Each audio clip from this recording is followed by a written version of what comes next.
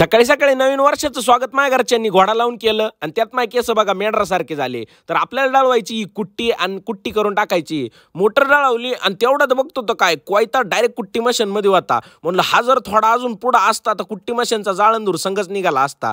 मग रप्पारपमध्ये सप्पासप कावळ्या उचलल्या आणि कुट्टी करून टाकली. काही म्हणा कुट्टी करायला लय माझी येते बरं का. मी लय काम चुकार आहे, पण आज मी हौसानी कुट्टी करायला आलो होतो कारण ते दळायला लय मजा येते. कुट्टी बिट्टी आवरली, आता रँड्रिगाला घेऊन निघायचं. आपल्याला कुठं माहिती का डायरेक्ट शेतामध्ये आपल्या गावठी सफरचंदाला पाणी जाऊ नाही राहिलं म्हणून ड्रिल मशीन घेऊन डायरेक्ट गावठी सफरचंदाच्या प्लॉटवरती जाणार होतो. प्लॉटवरती आलो आणि येऊन बघतो तर काय इकडं पाणी गेलंच नव्हतं. मग लगेच आपलं ड्रिल मशीन घेतलं आणि पाणी काढून दिलं. पाणी काढून दिल्याच्या नंतर रँड्रिगाला किक मारून पुन्हा एकदा आलो आपल्या फार्म हाऊसवरती.